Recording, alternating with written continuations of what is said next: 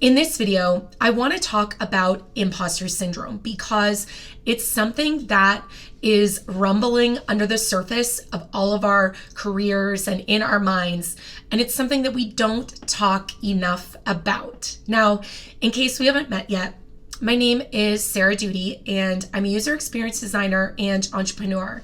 And one of the things I've been very focused on is helping people at all stages of their career learn not just how to use the software or make deliverables, but truly how to think like a designer, how to think more deeply, and how not just to make things, but how to be able to explain why you did that and articulate your design decisions. Because this is crucial, not just in your day-to-day role, but especially as you maybe go and search for that next role, that next step in your career. But today, let's dive deeper into imposter syndrome. And I think this is important for design and user experience related careers, and frankly, any career, because of social media. We are prone to compare ourselves to each other way more. We are able to have a glimpse into what other people are doing, whether it's through tweets or sites like Dribbble or articles on Medium or LinkedIn or all those places, right? And it's like a storm of comparison just brewing, and it's hard to pull yourself out once you dive into it. You've probably been in that place where you find yourself scrolling or reading, and then you start to have those feelings of self-doubt and things like that. I would be completely lying to you if I said that I have it all figured out.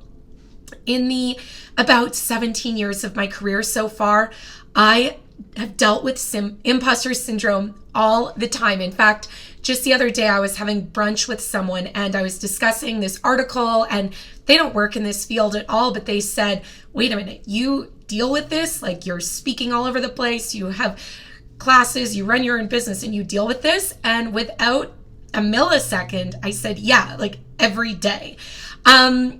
So I wanted to share a visual that I think is really helpful in us dealing with and understanding kind of the root of imposter syndrome and how it shows up in our careers. So let's jump over to that visual really quickly.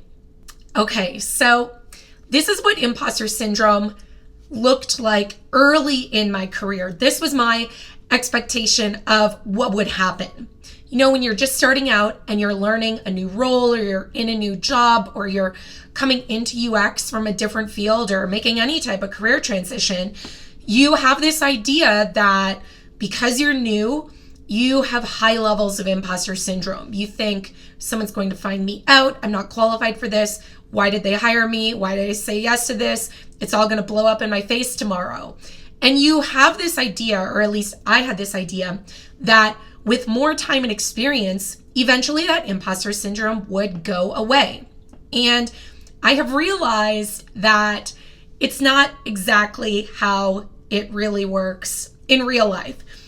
How it worked, at least for me and with many people that I have talked to about this, it really is something more like this, where yes, you do have those feelings of dread and doubt, but eventually, as you get more experience, as you get more skills, as you have more small wins through projects and maybe rising the ranks in different roles and things, you then develop more confidence, more acceptance, and trust in your skills and ambition.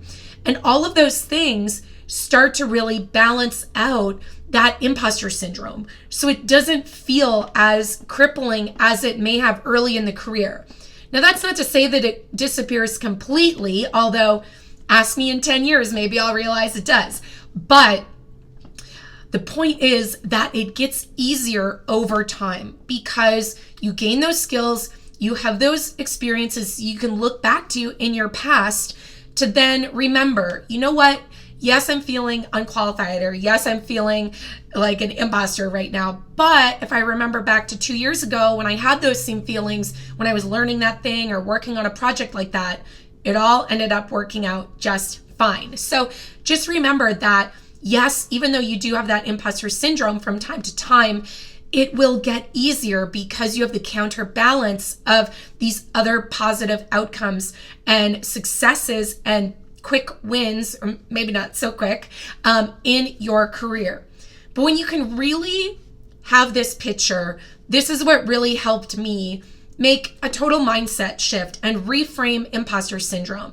And the reframe for me was, I'm not going to spend my time and energy trying to eliminate imposter syndrome by reading all these books or getting up at 4 a.m. to do these morning routines that last 3 hours long, or drinking the special tea or lighting the expensive candle and all that stuff. Instead, for me, it's about, you know what?